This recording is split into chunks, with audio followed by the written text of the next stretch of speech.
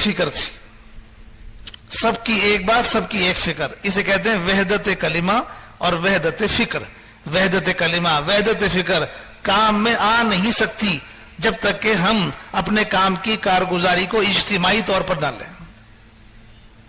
کارگزاری کا مقصد کام کس طریقے پر ہو رہا ہے اس کو بھی سنانا ہے، اور جہاں کام کر رہے ہیں وہاں کے حالات کیا ہیں یہ بھی سنانے ہیں. حالات بھی بتاؤ اور کام کا طریقہ بھی بتاؤ. دونوں باتیں. حالات بتانے سے تقاضے پیدا ہوتے ہیں، کام کے طریقے کار سے وحدت کلمہ اور وحدت فکر پیدا ہوتی. ہم سب کا ایک ہی طریقہ ہو، ایک ہی بات ہو. اجتماعیت کے لیے یہ ضروری ہے کہ ہم سب کی ایک بات ہو اور ایک فکر ہو. حضرت فرماتے تھے وہاں الیاس صاحب رحمۃ اللہ علیہ، یہ کام جو ہے ذرہ ثقیل کی طرح ہے.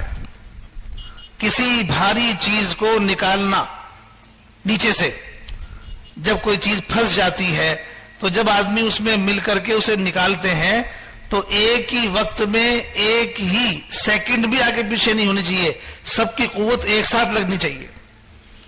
اگر 10 آدمی ایک چیز کو نکالنے میں لگے ہوئے ہیں تو 10 کی قوت ایک ساتھ لگے تو وہ چیز نکلتی ہے. ایسے اس کام کی مثال ہے، ساری دنیا میں سارے کام کرنے والوں کی ایک فکر ہو، ایک ہی کلمہ ہو. وحدت فکر اور وحدت کلمہ کارگزاری کے بغیر ممکن نہیں ہے. بھائیو، دوستو، بزرگو، ہم کارگزاری، اگر کسی کام کی کارگزاری لینا چھوڑ دیں گے تو اس کام کا کوئی ہمارے پورے عملے کے سامنے، پورے کام کرنے والوں کے سامنے اس کام کا کوئی حساب نہیں ہوگا. کام کیا ہو رہا ہے یہ بھی نہیں ہوگا. کارگزاری کے ذریعے سے عملہ کام سے باخبر ہوتا ہے. باخبر کس چیز سے؟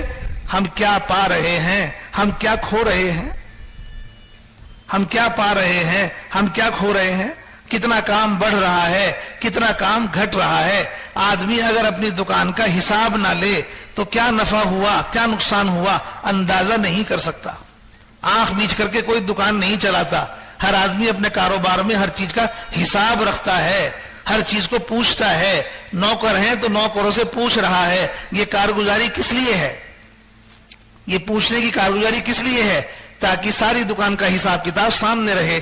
کام کی کارگزاری نہیں ہوگی تو کام کا کوئی حساب کتاب سامنے نہیں ہوگا. کیا گیا، کیا آیا، کتنا بڑھا، کتنا گھٹا، کتنے کام میں کیا تقاضے کی ضرورت ہے، کوئی چیز ہمارے سامنے نہیں آئے گی. اس لیے کارگزاری کے بغیر یہ محنت اور دعوت کا کام، اس کام کی جو محنت ہے، ہمارا کوئی کام مکمل نہیں ہوگا کارگزاری کے بغیر. اس لیے جمع بھی ہو اور جمع ہو کر کے کارگزاری بھی سناؤ. جمع بھی ہوتے رہو، جڑتے بھی رہو اور کارگزاری بھی سناتے رہو. سنتے بھی رہو اور سناتے بھی رہو. یہ ضروری ہے کارگزاری. کارگزاری کے ذریعے سے حالات آپ سامنے لاؤ گے. ہدہد ایک پرندہ تھا. تمام انبیاء علیہم الصلاۃ والسلام، تمام خلفائے راشدین کے یہاں کام کی کارگزاری کے لینے کا اہتمام تھا. کارگزاری کے لینے کا رسول پاک صلی اللہ علیہ وسلم کے زمانے میں تو ایک فرد کی کارگزاری بھی اہتمام سے سنی جاتی تھی. کیسے کیا، کس نے کیا؟ اس لیے کہ کارگزاری کے ذریعے سے جذبات بھی بنائے جاتے ہیں اور کارگزاری کے ذریعے سے کام کا طریقہ کار بھی صحیح رخ پر لایا جاتا ہے. صحیح رخ پر لایا جاتا ہے. دونوں باتیں کارگزاری کے ذریعے سے ممکن ہوتی ہیں. 2 چھوٹے بچوں نے ابو جہل کو قتل کیا، دونوں کو اپنے پاس بلا کر کے آپ نے کارگزاری سنی. سمجھے نا؟ ہدہد پرندہ سلیمان علیہ السلام کے زمانے میں آنے میں تاخیر ہو گئی، لیکن معقول وجہ بتا دی. آپ کے ہوتے ہوئے سورج کی پرستش ہو رہی ہے. آپ کے ہوتے ہوئے آپ کی رعایا میں سورج کی پرستش ہو رہی ہے. ہدہد پرندے کی کارگزاری سے سلیمان علیہ السلام نے تقاضا بنا لیا. تقاضا بنا کر ترتیب بنا دی. ساری قوم سورج کی پرستش سے نکل گئی. ساری قوم نکل گئی ایک پرندے کی کارگزاری سے. کام کر کے میدان میں، کام کر کے میدان سے آ گئے. اپنی کارگزاری پیش کر دو. اس کارگزاری کے ذریعے سے تقاضے بنیں گے، ان تقاضوں سے امت غفلت سے نکلے گی، امت جہالت سے نکلے گی، امت ارتداد سے نکلے گی۔ اگر ہم میدان کی محنت کر کے آئے، کارگزاری نہ سنائی، تو پھر کوئی تقاضا کسی کے سامنے نہیں ہوگا، کوئی کام کی خبر کسی کے سامنے نہیں ہوگی، ذمہ دار بھی باخبر نہیں رہیں گے، عملہ بھی باخبر نہیں رہے گا۔ اس لیے سب بیٹھے، ذمہ دار بھی بیٹھو، عملہ بھی بیٹھے، سب بیٹھیں اور سب بیٹھ کر کے کارگزاری سنیں اور سنائیں، تاکہ ایک دوسرے کو ایک دوسرے کے کام کی خبر ہو اور اس پر تقاضے کی ترتیب بنے، محنت کی ترتیب قائم ہو، اور اس کی برکت سے انشاءاللہ ساری امت میں دین پہنچے گا۔ اتنا اونچا عمل ہے یہ کارگزاری کا، کوئی معمولی ہے؟ بھائیو، دوستو، بزرگوں، اسی طرح سے کارگزاری کے ذریعے سے میں نے آپ سے عرض کیا مختلف جگہوں سے کارگزاری آئے گی، ایسی کارگزاری جس سے جذبات بنیں گے، جس سے جذبات بنیں گے، اس کارگزاری کا بھی اہتمام۔ ایک چرواہا بکریاں چرا رہا تھا، اس کی بکری کو بھیڑیے نے پکڑ لیا، چرواہے نے ڈنڈا دکھا کے بکری کو چھڑا لیا۔ بھیڑیا بولنے لگا چرواہے سے، اللہ پاک نے مجھے رزق دیا تھا، تم نے چھین لیا۔ بھیڑیا بولا چرواہے سے، اللہ پاک نے مجھے رزق دیا تھا، تم نے چھین لیا۔ چرواہا بھیڑیے سے بولا تم جانور ہو کر، ایک بھیڑیے ہو کر انسانی زبان میں بات کر رہے ہو، تم بھیڑیے ہو کر انسانی زبان میں بات کر رہے ہو، حیرت کی بات ہے۔ بھیڑیے نے کہا حیرت کی بات یہ نہیں ہے کہ میں جانور ہو کر انسانی زبان میں بات کر رہا ہوں، حیرت کی بات یہ ہے کہ آخری نبی مدینہ منورہ میں ہجرت فرما کر آ گئے اور اپنے ساتھیوں کو انبیاء علیہم الصلاۃ والسلام کے واقعات سنا رہے ہیں، ان کے قصے سنا رہے ہیں، اور تم جنگل میں بکریاں چرا رہے ہو۔ یہ حیرت کی بات ہے۔ بھیڑیے نے یہ بات بھیڑیے کی سنی تو وہ چرواہا سیدھا مدینے کی طرف چل دیا، مدینے میں جا کے آپ کی خدمت میں حاضر ہو گیا۔ آپ نے چرواہے کی کارگزاری سنی، سارے مدینے میں اعلان کرا دیا، سارے مدینے والوں کو اعلان کرا کے بلا لیا اور سب کو جمع کر کے اس چرواہے کی کارگزاری سارے مدینے والوں کو سنوائی۔ سمجھا؟ ایسی کارگزاریاں کام کرتے کرتے آئیں گی میدان میں، کام کرنے والوں کے جذبات بنیں گے، کام کرنے والوں کے جذبات بنیں گے، سمجھے نا؟ ایسی کارگزاری آئیں گی کہ کام کرنے کے تقاضے بنیں گے، کام کرنے والوں کے جذبات بھی بنیں گے، کام کرنے کے تقاضے بھی بنیں گے، اور ایسی کارگزاری آئیں گی کہ کام کرتے کرتے جیسا بتایا جا رہا تھا ایسا نہیں ہوا، اس لیے کہ ہم کام کر رہے ہیں، ہم جو کر رہے ہیں وہ صحیح ہے یہ نہیں ہے، جو کام نظام الدین سے بتایا جا رہا ہے اس کے مطابق کرنا اطاعت ہے، جو کام نظام الدین سے بتایا جا رہا ہے اس کے مطابق کرنا اطاعت ہے، تو کارگزاری کے ذریعے سے وہ طریقہ کار بھی سامنے آئے گا۔ آپ اپنے طریقے سے کر رہے ہو یا نظام الدین کے طریقے سے کر رہے ہو؟ اس لیے حضرت فرماتے تھے مولانا یوسف صاحب رحمۃ اللہ علیہ، تم ہمارے پاس آتے رہو گے تو وہ کہو گے جو ہم کہہ رہے ہیں، وہ کرو گے جو ہم کہہ رہے ہیں، اگر تم ہمارے پاس آنا چھوڑ دو گے تو پھر تم اپنے علاقوں میں چلاؤ، وہ کرو گے جو تمہارے دل میں آئے گا۔ اس لیے بہت سے کام کرنے والے ذمہ داروں میں ایسے ہوتے ہیں جو اپنے علاقے میں تو پھرتے ہیں لیکن نظام الدین نہیں آتے، اپنے علاقوں میں تو پھرتے ہیں بہت سے کام کرنے والے لیکن نظام الدین نہیں آتے۔ نظام الدین بڑی جگہ ہے، اپنے چھوٹے ہونے کا احساس وہاں آ کر ہوگا۔ آپ کا صوبہ آپ کے لیے بڑا ہے، بڑے بن کے اپنے صوبے میں تو آدمی کو اپنی بڑائی کا احساس ہوگا، اپنے صوبے میں اپنی بڑائی کا احساس ہوگا۔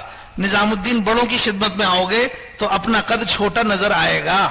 مولانا یوسف صاحب رحمۃ اللہ علیہ فرماتے تھے چھوٹا بن کے کام کرنا سیکھنا ہے، چھوٹا بن کے کام کرنا سیکھنا ہے۔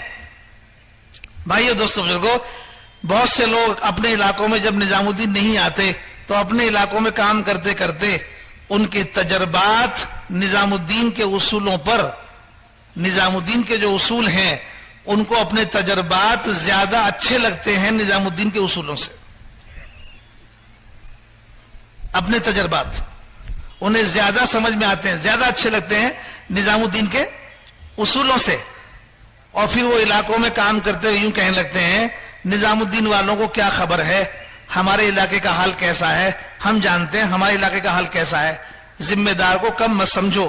عمر رضی اللہ تعالیٰ عنہ مدینے میں ہیں، مدینے میں کھڑے ہو کر ساریہ ابن جبل، کیا نام تھا ان کا، کتنی دور تھا وہ، ہزاروں کلومیٹر سب دور، مدینے میں کھڑے ہو کر کے جماعت کے امیر کو مدینے میں کھڑے ہو کر کے بتا رہے ہیں اے ساریہ اس کے پیچھے دشمن ہے. وہ وہاں رہ کر کے دشمن کو نہیں دیکھ پا رہے، ہے تمہر مدینے میں رہ کر کے دشمن کو دیکھ رہے ہیں.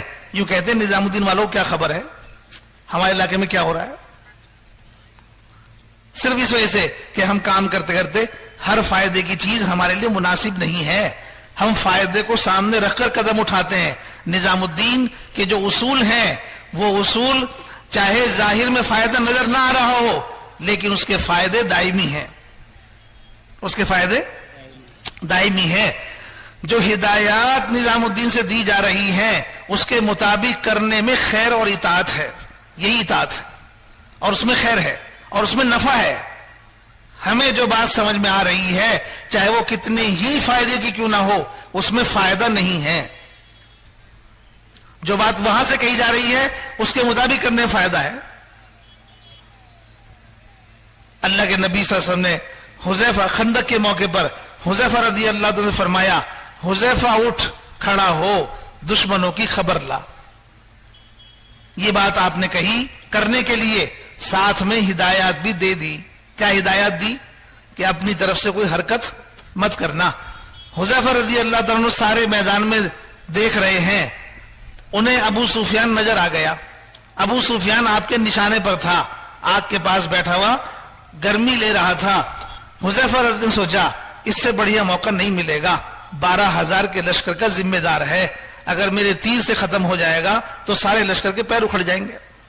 چنانچہ ترکش کی طرف ہاتھ لے گئے تیر نکالنے کے لیے، لیکن اتنی دیر میں خیال آ گیا کہ اللہ کے نبی نے فرمایا تھا حرکت مت کرنا. ہدایات کا دھیان آ گیا، جو ہدایت دی تھی اس کا دھیان آ گیا، واپس ہاتھ کھینچ لیا، واپس ہاتھ کھینچ لیا. ہدایات یاد آ گئی، واپس ہاتھ کھینچ لیا. بہت بڑی فائدے کی شکل سامنے ہے لیکن کرنا نہیں ہے. کیوں کہ نظام الدین سے کہا نہیں ہے، نظام الدین سے کہا نہیں ہے. بہت بڑی فائدے کی شکل سامنے آ رہی ہے، کرنا نہیں ہے اس لیے کہ کہا نہیں ہے. جو کہا ہے وہ کرو، جتنا کہا ہے اتنا کرو، جیسے کہا ہے ویسے کرو. چنانچہ تیر واپس اپنا ہاتھ کھینچ لیا. سارے میدان کی خبر لے کر واپس چلے. راستے میں فرشتوں کی جماعت مل گئی. فرشتوں کی جماعت نے کہا اپنے آقا سے جا کے کہہ دو دشمنوں کا اللہ پاک نے انتظام کر دیا ہے. کیسا انتظام کیا؟ تیر چلائے بغیر. تیر چلائے بغیر. تیر چل جاتا تو فساد کتنا ہوتا ہم نہیں جانتے، ہدایات کے خلاف کام ہو جاتا کتنا نقصان ہوتا ہم نہیں جانتے. اللہ کے نبی نے فرمایا اس ٹیلے پہ کھڑا کر کے جماعت کو یہاں سے ہٹنا نہیں ہے، یہاں سے ہٹنا نہیں ہے. بس اتنی بات خلاف ہوئی تھی، سارا احد کا میدان قابو میں آ گیا. جماعت ٹیلے پر کھڑی ہوئی ہے، سارا میدان مشرکین کے قبضے سے نکل کے ایمان والوں کے ہاتھ میں آ گیا. صرف اتنی بات خلاف ہوئی جو آپ نے فرمائی تھی کہ یہاں سے مت ہٹنا. اس کے خلاف جب جتنا کام ہوا سارا میدان ہاتھ سے نکل گیا. ہدایات کیا ہوتی ہیں؟ جو کام کرنے کے لیے بتایا جا رہا ہے وہ کام کیا ہوتا ہے اسے سمجھنے کی ضرورت ہے. اس لیے کارگزاری اطاعت کی کارگزاری ہے. ہمیں کام کس طرح کرنے کے لیے کہا گیا ہے. عمر رضی اللہ عنہ کا قول ہے کہ تمہارا کیا گمان ہے کہ میں تم سے، تمہارا کیا خیال ہے میں تم سے کسی کام کے کرنے کے لیے کہوں اور تم اس کام کو کر دو تو میرا کام پورا ہو گیا؟ ساتھی نے کہا امیر المومنین آپ کا کام پورا ہو گیا. عمر نے کہا نہیں، میرا کام جب تک پورا نہیں ہوگا جب تک میں یہ نہ دیکھ لوں کہ تم نے اس کام کو کس طریقے سے کیا ہے, جیسا میں نے بتایا ہے ویسے کیا ہے کہ نہیں. اس طریقے سے کرنا ہی اطاعت ہے. اس لیے نظام الدین آتے رہو, نظام الدین آتے رہو, بار بار ہدایت لیتے رہو, اس ماحول میں آتے رہو, اس لیے کہ تمام دنیا کے کام کرنے والوں کی تربیت گاہ ہے نظام الدین, تربیت گاہ ہے نظام الدین. وہاں آؤ, اپنی سناؤ اور وہاں کی سنو, اپنی سناؤ اور وہاں کی سن کر کے یہاں آؤ, سمجھے نا. اپنی سناؤ کارگزاری کے طور پر اور وہاں کی سن کر آؤ اصولوں کے طور پر. آگے اپنے علاقے میں کرو, سمجھے.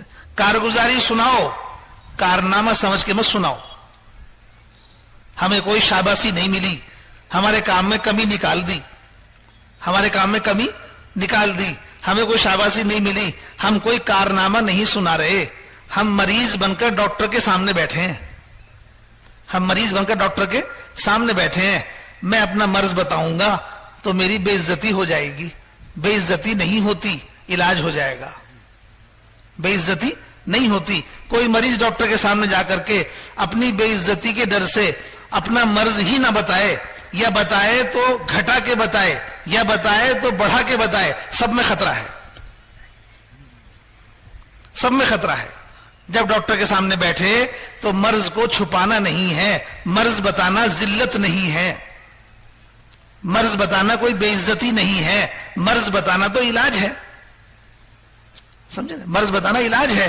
کارگزاری علاج کے طور پر سناؤ, کہ ہم سنائیں گے, صحیح کر کے سناؤ, جتنی جیسا کر رہے ہو وہ سناؤ, بنا کے مت سناؤ, گھٹا کے بھی مت سناؤ اور بڑھا کے بھی مت سناؤ. یہ کوئی کارنامہ نہیں ہے یہ تو. اور کارگزاری ہماری آپ کی کوئی الگ نہیں ہے, کارگزاری ہماری آپ کی کوئی الگ نہیں ہے. آپ کی کارگزاری ہماری کارگزاری ہے, ہماری کارگزاری آپ کی کارگزاری ہے. ہم سب مل کر امت ہیں, ہم سب مل کر امت ہیں, سمجھے نہیں. اس لیے یہ ضروری ہے اصولی چیز. یہاں بیٹھ کر کے جب کارگزاری سنو, دوسروں کی سمجھ کے مت سنو, ہر کارگزاری کو اپنی سمجھ کے سنو, ہر کارگزاری کو اپنی سمجھ کے سنو. نظام الدین میں ایک علاقے والے آئے اور آ کر کے حضرت مولانا انعام الحسن صاحب رحمت اللہ علیہ کی خدمت میں حاضر ہو کر اپنے علاقے کے حالات بیان کیے. علاقے میں کام کرنے والوں میں کچھ انتشار تھا, یہ بیان کیا, حالات سامنے لائے.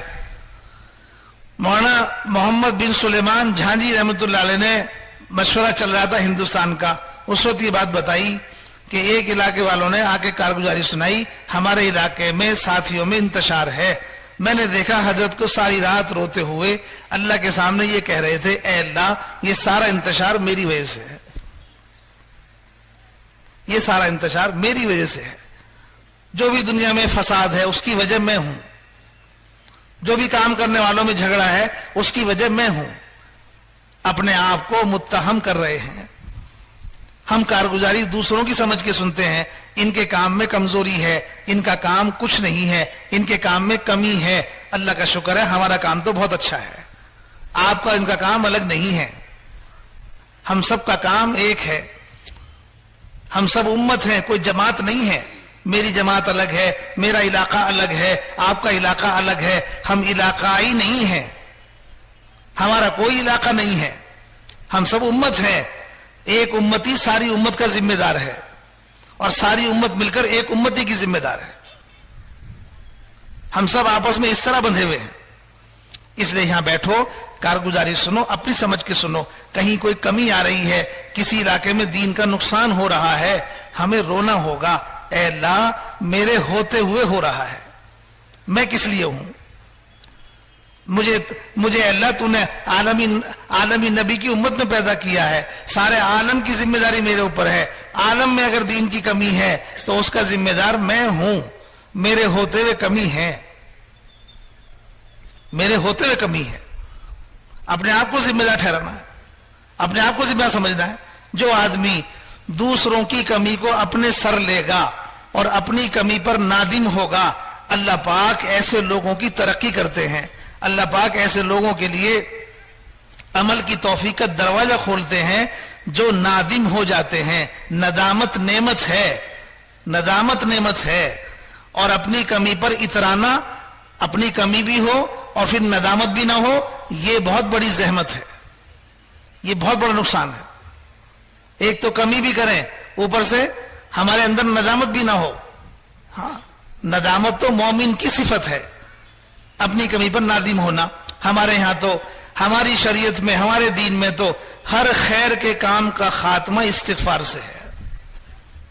ہر خیر کے کام کا خاتمہ کیسے ہے؟ استغفار سے۔ ہم بہت اچھا بنا کر کریں گے، پھر بھی آخر میں کہیں گے اے اللہ جیسا حق تھا نہیں کر سکا، مجھے معاف کر دے۔ اللہم انی ظلمت نفسی، یہ نماز پڑھ کے کہو، یہ نماز پڑھ کے کہو۔ ہاں، مفتی زین العابدین صاحب رحمۃ اللہ علیہ بہت اللہ والے آدمی، بزرگوں میں تھے، ہمارے مولانا صاحب رحمۃ اللہ علیہ کے ساتھیوں میں تھے۔ مولانا یوسف صاحب رحمۃ اللہ علیہ کے زمانے میں مولانا نے انہیں جماعت دے کر بھیجا کہ مفتی صاحب اس جماعت کو لے کے جاؤ، کام کر کے آؤ۔ مفتی صاحب جماعت دے گئے، کام کر کے آئے، واپس میں آ کے کارگزاری سنائی۔ تو کارگزاری جب سنی تو حضرت مولانا یوسف صاحب رحمۃ اللہ، مفتی صاحب یہ کیا کر کے آ گئے؟ مفتی صاحب کو بہت فکر ہوئی کہ میں تو جو ہدایت دی تھی اس کے مطابق ہی کر کے آیا ہوں، لیکن شاید مجھ سے صحیح نہیں ہوا۔ پھر اگلی بار جماعت دی، پھر مولانا نے فرمایا کہ مفتی صاحب جماعت لے کے جاؤ، کام کر کے آنا اس طرح سے۔ مفتی صاحب نے بہت اچھے طریقے سے کام کر کے آئے اور یہ سوچ کر آئے کہ اس دفعہ تو میں اپنی کارگزاری اچھی سناؤں گا۔ پوری کارگزاری سنائی۔ مولانا یوسف صاحب رحمۃ اللہ نے فرمایا ساری کارگزاری، مفتی صاحب یہ کیا کیا؟ کرنا تو وہ تھا جو ہم کہہ رہے ہیں۔ مفتی صاحب کو بہت افسوس ہوا، اے اللہ بہت سنبھل کے کام کیا، لیکن اس بار بھی آ کر کے حضرت نے یوں کہا۔ تیسری بار گئے جماعت لے کر، بہت سنبھل کے کام کیا، کام کر کے آ کر کے یوں کہا۔ جب کارگزاری سنائی تو حضرت نے پھر فرمایا مفتی صاحب یہ کیا کر کے آ گئے؟ مفتی صاحب کو تو سمجھ لو کاٹو تو خون نہیں، پیروں کی زمین نکل گئی، یہ ہو کیا رہا ہے؟ مفتی صاحب نے کہا حضرت یہ بتائیے یہ کب تک ہوتا رہے گا؟ یہ بتاؤ یہ کب تک ہوتا رہے گا؟